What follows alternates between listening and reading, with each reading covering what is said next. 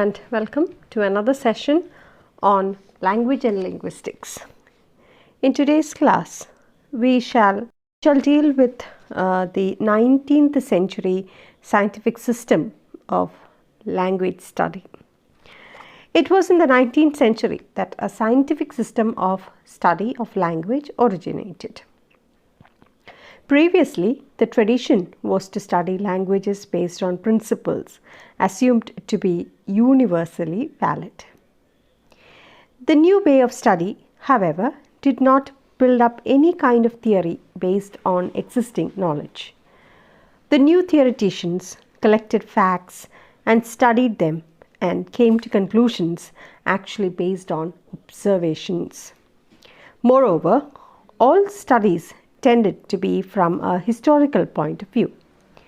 It was wrong to consider any human achievement as a fixed thing. On the other hand, life itself is continually changing, and so all studies should be made from an evolutionary point of view. So, with this notion, the 19th century scholars, they moved on with the theory, or with the to find or prove how or prove the study of a language and its origin. Now, there was an existing very wrong notion that Hebrew, being the language of the Old Testament, was the source of all other languages. This came to be disputed, and the importance of all languages was gradually being accepted. Also, the new spirit of Romanticism, which developed towards the end of the 18th century, also paved way for the active study of languages other than the ancient. A nationalistic spirit and pride in one's own language grew side by side. The pioneers of the Romantic movement rejected the view that classical scholarship was the highest and best model to be followed for all time. They were totally against that. That was for the neoclassicists. So the Romantic period, the pioneers of the Romantic movement totally rejected this notion. The German scholars maintained the view that each language had its own characteristic feature, and it strongly influenced one's way of thinking. The German scholars played a very important role in establishing the importance of regional languages and their comparative study, thus paving the way for the origins of comparative philology.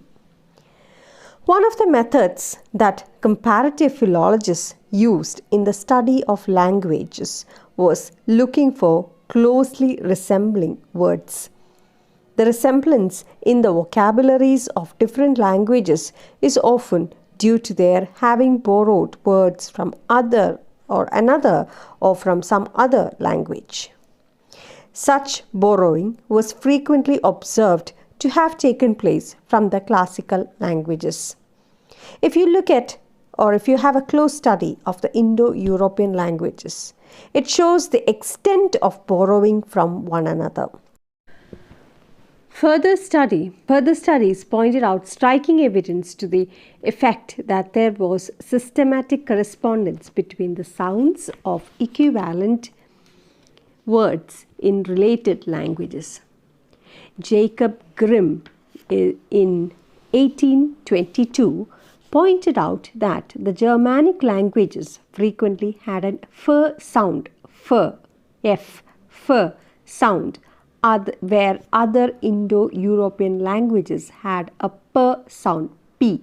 Now, if you look at the car, the German-built car, which is often considered, or which is often proudly spoken as Hitler's car. Hitler was the one who brought it to being. Volkswagen, it is not Volkswagen, it is Volkswagen.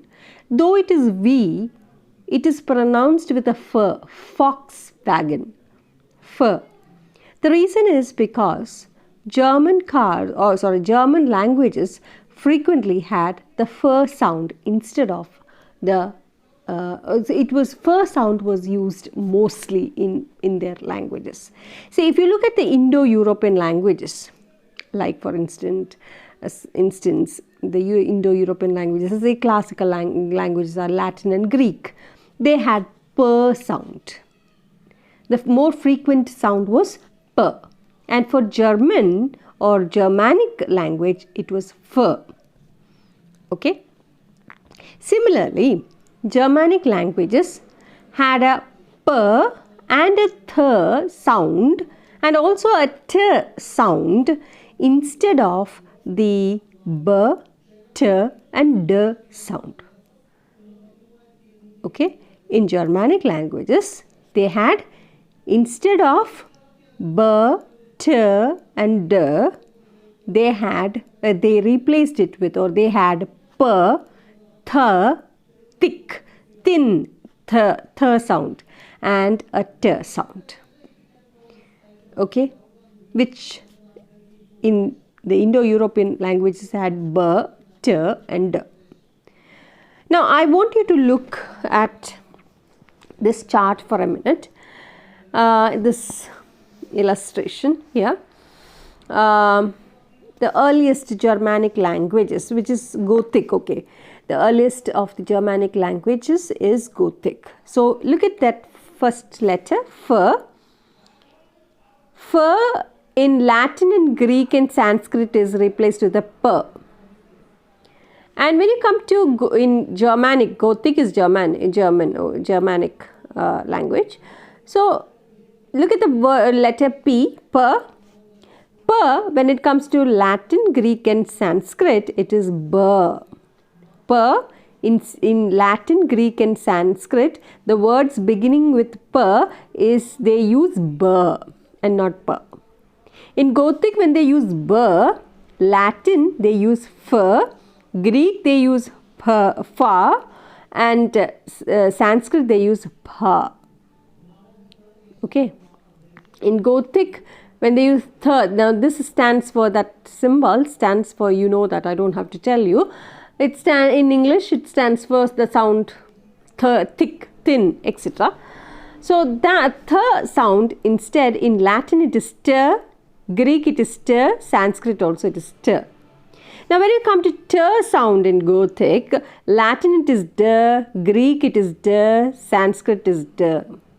When you come to d sound in Gothic, Latin it is t, Greek it is th, and Sanskrit is th, dharam, th. Okay. Likewise, Gothic h, h sound is replaced by, or is instead of the h, not replaced. Instead of the h sound, you have the k sound. And Greek it is the k sound, and Sanskrit is this sound. Okay. And Gothic, k sound is in Latin is g, Greek g, and Sanskrit j. In Gothic j sound, the g sound in Latin is h, k, h, Sanskrit h. So see, these words like th and p, they are called aspirated stops.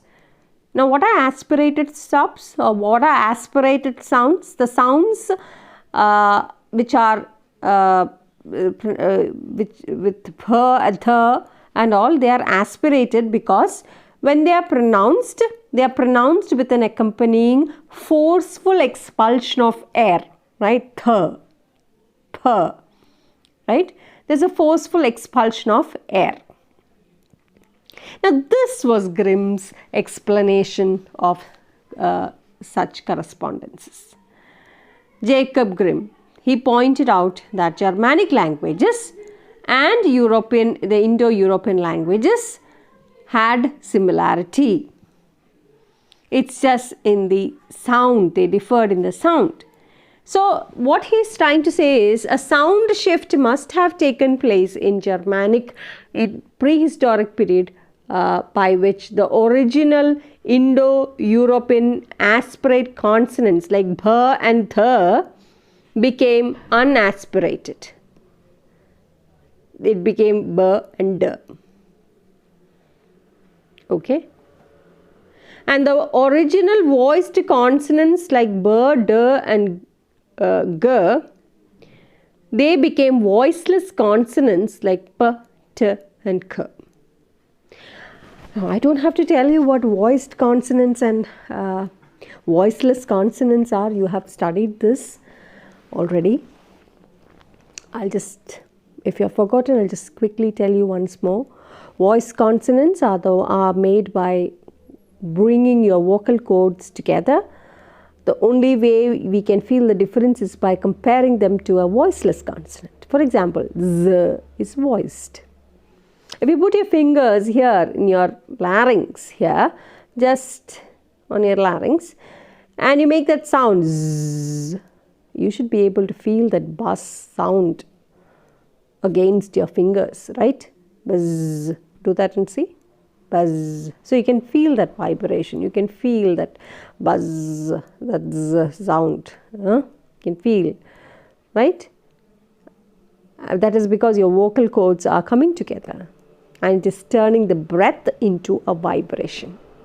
So you would call that a voiced consonant. Now what are the voiced consonants? Voiced consonants z, v, th, b, d, g, z, right? Measure, j, j, judge, j, r, v, y, l, right? L,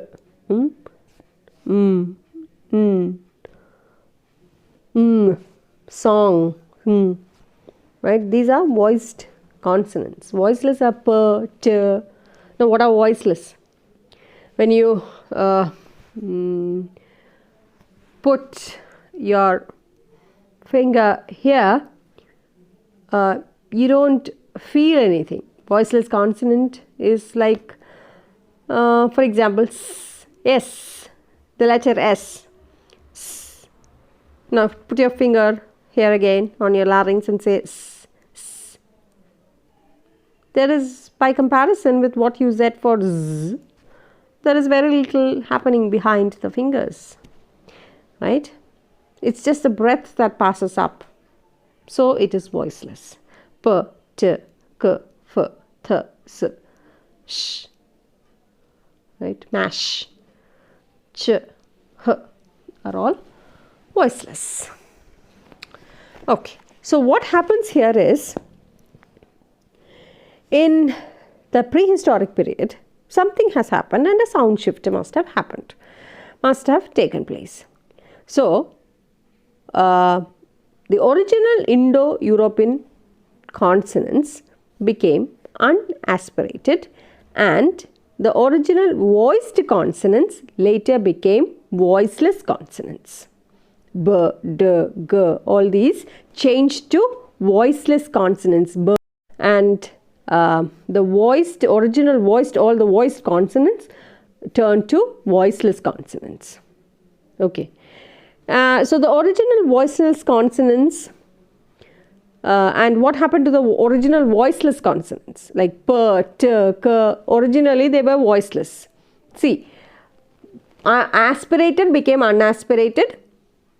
Okay, well, I told you what aspirated, with an expulsion sound. P, t became unaspirated, b, d. Okay, voiced consonants like b, d, g, voiced consonants, original voiced consonants. What happened to them? They became voiceless consonants. P, t, k. Okay, no vibration. And the original voiceless consonants earlier, the first itself, which were voiceless consonants like p, t, k, no vibration, later became aspirates.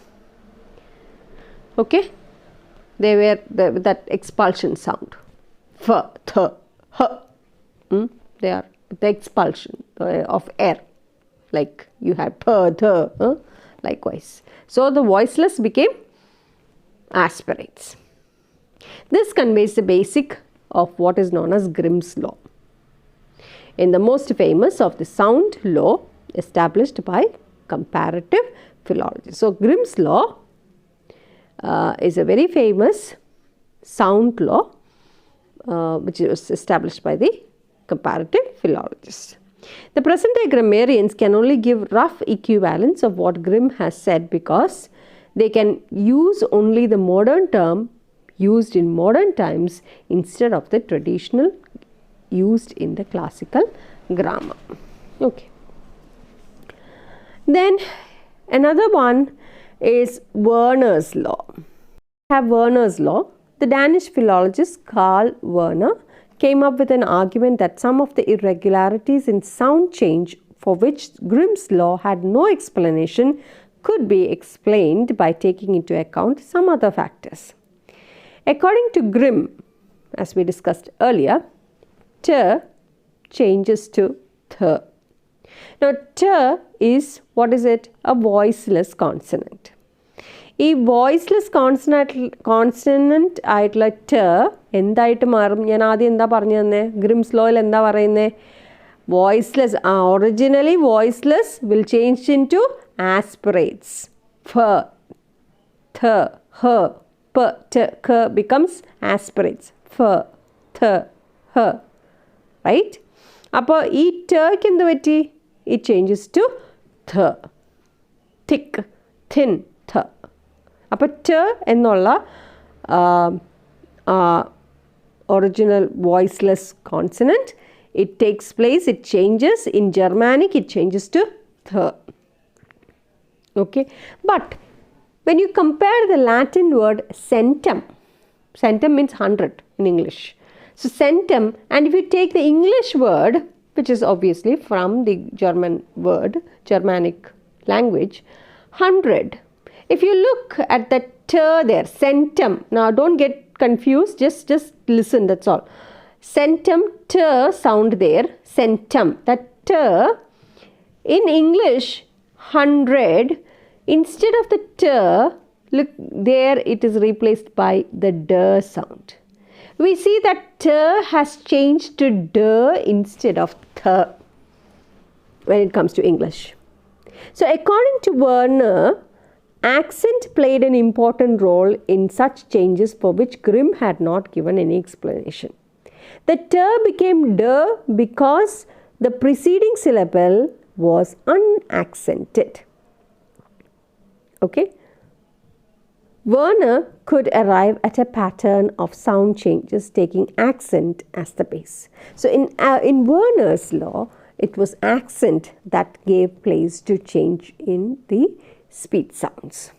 He observed that when the accent fell on the root syllable of the word, the changes took place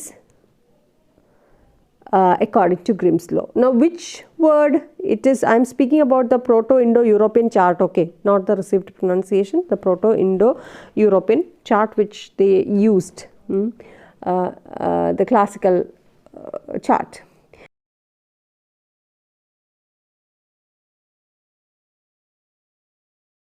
When the accent fell on another syllable, the consonants behaved differently. Voiceless plosives, instead of becoming voiceless fricatives, became voiced plosives. Now, all this was already taught to you. Hopefully you have had an understanding of what voiceless plosives are, voiceless fricatives are, okay, and voiced plosives, what they are. So, in Werner's law, it was accent that gave way to the change in the speech sounds. So, there were certain words or certain things that Grimm could not establish, or Grimm could not give a proper explanation to. This was given by the Danish philologist Carl Werner. That's what I said. The t, when in Germanic, the t sound, the Indo-European chart, in the Indo-European chart, the t sound, which is a voiceless consonant, should, according to rule, Grimm's law, should change to th. But when you look at the word, Latin word centum, and the English word. Now don't confuse why the English word, from where did we get the English word? It is definitely from the Germanic word. So we are not giving the Germanic word because we don't need the Germanic word here. It will be confusing you more. So 100. Now centum is 100 in English. Now how did 100, look at that word t, when it comes to Germanic, it got replaced, and when it came to English, that d is retained. So in Germanic sound, it had the, instead of the t, instead of t becoming th, it became d in English. So how did it change when a new language got formulated? So in Germanic it should have been th, then how come it changed in English to d? So that d could be, that change could be because of the accent, the change in the accent. Okay, and this was clearly explained by Werner when he said that a pattern of sound changes takes place when at the it takes place because of the accent. And he also observed that when the accent fell on the root syllable of the Indo-European word, Indo-European word, when it falls on that classical word, Indo-European word, when the accent fell on the root syllable of the word, changes took place according to Grimm's law, as we saw in the illustration. But when the accent fell on another syllable, the consonant behaved differently, and that is why we explained centum becoming 100 in English. Why t did not become th as in Germanic language, instead it became d and came to English. So when the accent fell on another syllable, the consonant behaved differently. Voiceless plosives, instead of becoming voiceless fricatives, became voiced plosives, and so on. Now, a number of laws were formulated. All you have to remember is two important laws, Grimm's law and Werner's law. What Grimm could not establish, Werner gave a proper reason to it. Okay. In Grimm's law, it was all about speech sounds and how they changed, how there was a difference in the speech sound, which we saw in the illustration. In Werner's, according to Werner, it was all about the accent. Okay, all right. Now, a number of laws were formulated around this period, which successfully accounted for many exceptions to general laws that explain correspondence between the various Indo-European languages. The linguists explained many exceptions to the sound laws as loan words, which were borrowed from some neighboring related language or dialect after the operation of a specific law. Another reason which the linguists gave for variation from the sound laws was in terms of analogy. Analogy is meant the tendency, by analogy, it means the tendency to create new words based on the pattern of existing ones by comparison. This practice of introducing new words by comparison with regular patterns generally introduces incorrect forms. So one of the most important effects of the development of comparative linguistics was the realization that development in the form of words and phrases in the written text was based on the corresponding changes in the spoken text. Whatever changes takes place in speech, you will find that changes taking place in written text also. Another important outcome of the 19th century studies was the better understanding of the relationship between languages and dialects. Studies related to classical languages and modern languages proved that so-called regional varieties were in no way inferior to standard literary languages. They were not corrupt versions of the standard varieties. They had developed as independent varieties. Their own regularities in grammar, vocabulary and pronunciation. For political and social reasons, some varieties acquire the status of full-fledged languages, whereas some remain as dialects. Judged from linguistic point of view, what are generally called languages are also merely like dialects, and they gained their additional status out of political or cultural reasons. We will be dealing with this in the next video.